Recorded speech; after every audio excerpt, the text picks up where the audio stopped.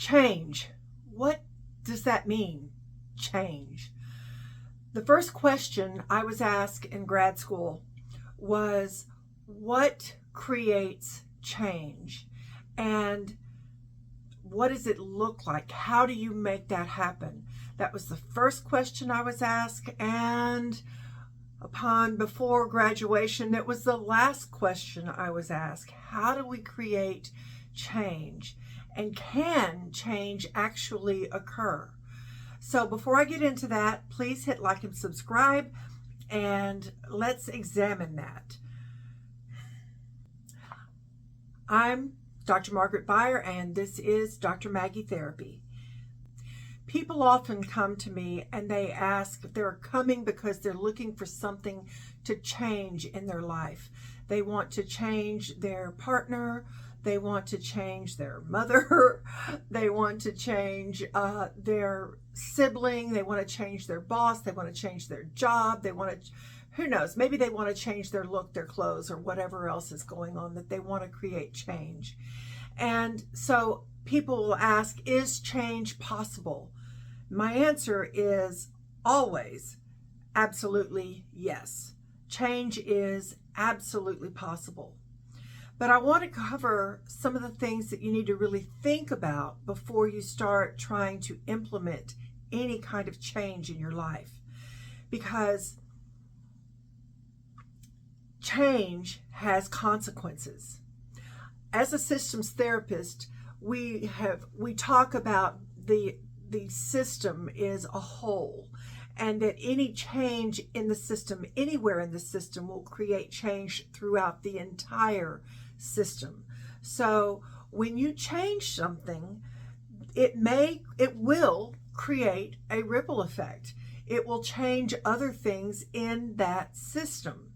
You know, you've all heard of the butterfly effect, I'm sure, that we wonder how far one small change will reach other people, other things, other situations.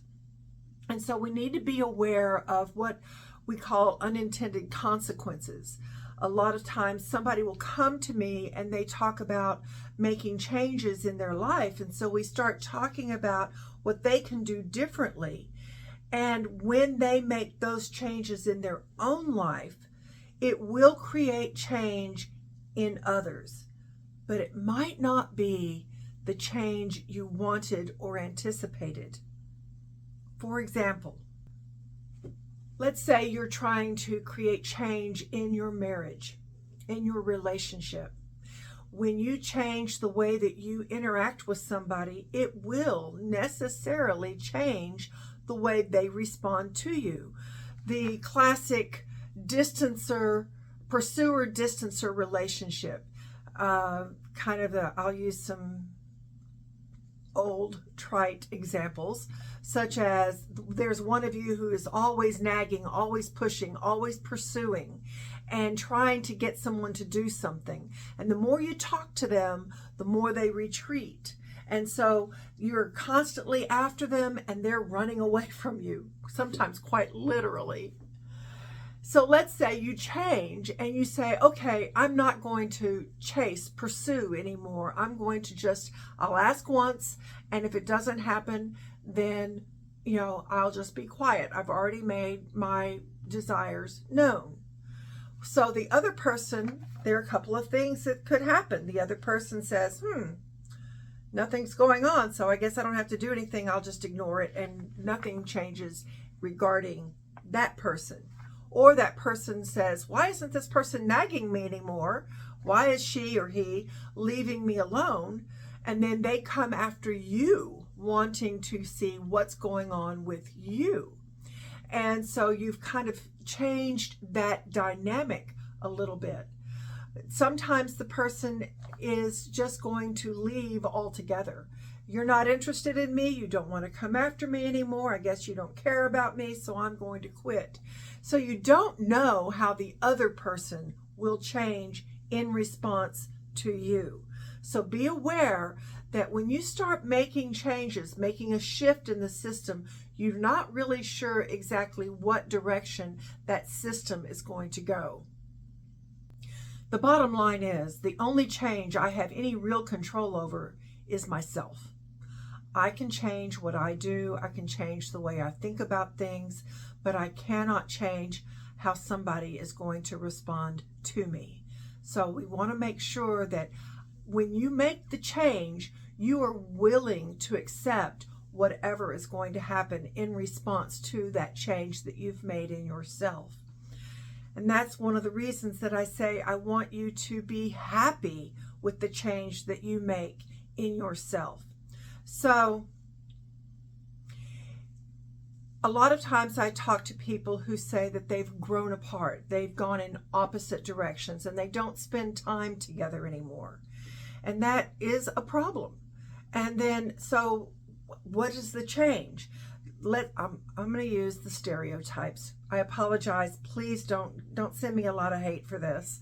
But the stereotype is that, she wants to go out. She wants to have fun. She wants to go on dates. She wants to be courted.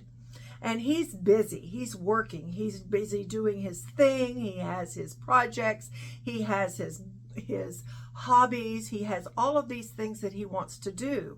And, he just kind of takes her for granted. And so she gets really tired of asking him to spend time with her. She gets annoyed because he is busy running out with his buddies, or he's going hunting or golfing or fishing, or he's just always staying in the shop. He's always working.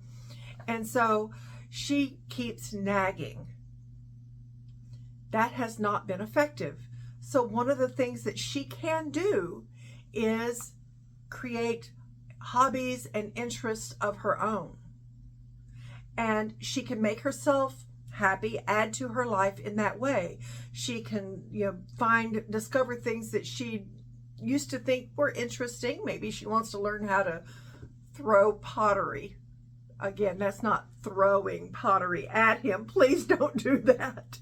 It's throwing it on the potter's wheel, okay? No clay throwing, no pottery throwing. Please don't do that. But she may want to learn how to paint. She may want to learn how to golf. She may want to learn how to hunt and fish. Who knows? Maybe he's not into that, but she always wanted to do that. Again, I'm trying to stay away from stereotypes. But she goes and finds things that are interesting to her, and she does those things. And now there are some possible outcomes here. In doing those things, first and foremost, I'm hoping that she is able to enjoy her life, that she is able to live the life that she wants to live.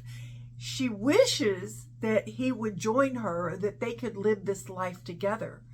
But he hasn't been willing or able to join her for whatever reasons. And so now she has decided to make her own life. Now he starts seeing, wow, she's kind of interesting. I kind of like this. And she becomes more interesting to him, and he wants to spend more time with her. Now that's one possible outcome, but that's certainly not a guaranteed outcome. Another outcome is that they just continue to grow apart, and they learn to live in these parallel worlds. It's not really satisfying, but at least she is able to live a life that she enjoys. Now, this is fraught with problems because that connection starts getting more and more broken. They become more and more distant. And when these kinds of things happen, again, I've talked about affairs, and this is one of the ways that affairs happen. She starts learning how to play golf, and there's the golf pro or the tennis pro, or whatever else is going on. And so you need to be aware that making these changes is going to shift your relationship. Now, I've known a lot of people who go ahead and decide to live the parallel life, and at the end of the day they come back together, they enjoy each other's company, they treat each other with kindness and respect, and they are able to really enjoy that time that they do have together, even though they don't share those common interests. And that's possible. So I don't want you to think that you have to do everything in lockstep and be joined at the hip. And I don't want you to think that when you do separate things that you are necessarily going to become divided and split up. It does not have to work that way. But the changes that you make, you want to make sure that you can live with yourself in those changes. And perhaps it will change the entire system. I've talked about radical acceptance or radical change. If you do not or are not willing to make any kind of radical change in yourself, then my suggestion is that you start practicing radical acceptance, which in itself is probably a radical change. And by radical acceptance, I've said before, I don't mean that you're supposed to be a doormat. I don't mean that you're supposed to accept abuse. I don't mean that you're supposed to just let people take advantage of you. But you accept them for who they are and for what they are doing, rather than keep pushing them to change. I'm going to go back on this again. I talk about this again because I don't like it when people push. Don't push your partners to do things, because when you push them, you push them away. And sometimes it creates a whole lot more damage than if you just practice radical acceptance. Pushing is going to create a fight or flight response. So the fight response is, we start you up. I think most of us know what that fight response looks like. That fight is where we start yelling and screaming, or heaven forbid, throwing pottery. But the fear response, the flight response, can also cause lots of damage. We run away, and run away from a relationship that has the potential to be really, really good and satisfying and strong. We have to be able to sit with that and accept the differences. To me, radical acceptance means that you love them no matter what, that you are patient and that you are kind and that you are gentle, that you honor them, you treat them with respect, and you cherish them, you protect them, you protect your relationship. And sometimes that's what it takes to do the radical acceptance. I know there may be people who go, I'm not willing to do that, and that's okay, that's your choice. We have to choose. And that comes down to the last point that I want to make here, is that we choose. We have to decide what our priorities are, what is most important. I know people who get to that point after 30 plus years of marriage where they say, okay, I can't do this anymore the way we've been doing this, and I'm going to live my life. I'm not leaving you, but I'm going to live my life. I'm going to find ways to make myself happy, to be able to do things that bring me pleasure, because I'm lonely in this marriage, but I don't want to leave this marriage. I love you, but I'm not going to leave you, but I am going to start taking care of myself. What are your priorities? What is most important to you? I often say, what hill are you going to die on? What battles are really worth fighting? There's a little book that was written a long time ago, and we all are familiar with Don't Sweat the Small Stuff. And that's the first rule. And the second rule is of Don't Sweat the Small Stuff is, for the most part, I won't say absolutely, but for the most part, it's all small stuff. Most of it isn't that important. Figure out what's really important to you and then pursue that and stay with it. I'm going to go back to the video with Arosa when I talked about being patient, being persistent, persevering, and what's the last one? Being present. Spend that time together, be together.